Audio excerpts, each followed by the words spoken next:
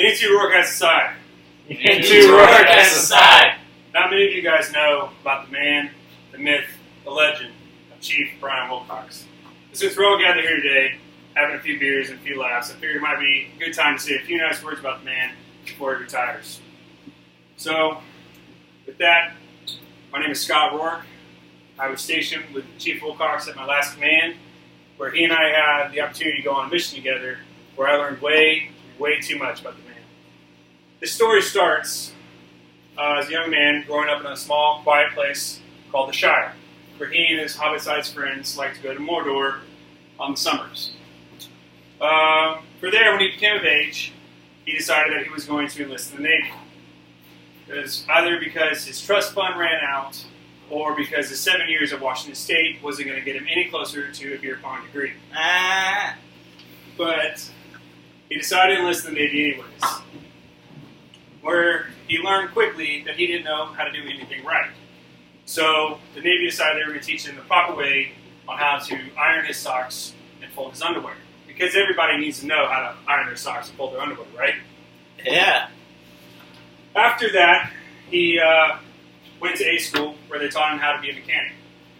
Unfortunately for the Navy, they would probably save hundreds and thousands of dollars if they could just try to teach a Kardashian how to do aerospace engineering. But they made a mechanic anyways. Well, 6 years later, 2 different commands, he finds himself losing a bet to one of his friends, at which point he had to go and get himself in shape to become a Navy diver.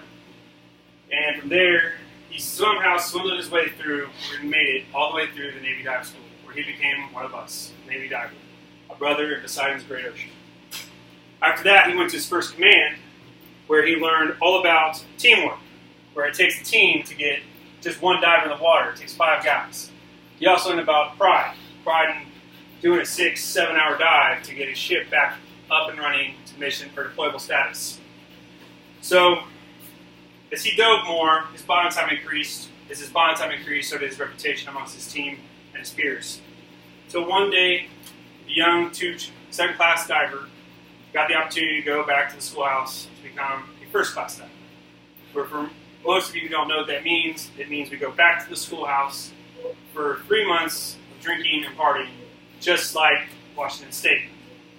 Then after 3 months of debauchery, the state of Florida kind of asked him to please leave, where he went to his first dive command as a dive supervisor, and he got the reputation of being a dive supervisor who hates to super dive. Well, that was the story. He figured that a diver is always happier when he's wet or dirty or both. Until one day, out on the hockey rink, he suffered a terrible knee injury, which left him unable to dive for 6 months. His hockey team was very thankful because apparently Ray Charles makes a better goalie. So he was left on the top side, where he had to find a way to better his team. So he passed on his knowledge and his skill set to his junior sailors, where he took his team and made them the #1 team on the waterfront for the entire West Coast. Again, his reputation continues to increase, until one day he made the rank of chief, a very coveted rank in the Navy. Not many have achieved it, but yet he made the rank of chief, and therefore found himself at a set of crossroads. What to do? Should he sit on his butt and retire and just coast out? Or should he somehow find a way to better the Navy? And he chose the latter. He decided to pass on his knowledge to all the junior sailors, and in his 23 years found himself mentoring over 500 military divers, and also spending over a year under the water. He decided that this impact was going to leave a lasting mark on the future generation of Navy diving.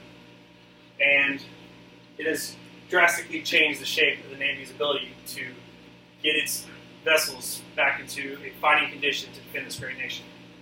So with that, I would say congratulations to an illustrious career, and good luck as a civilian or an extra in the next Lord of the Rings. But I give you the man, the myth, the legend, Chief Brian Wilcox. Yay!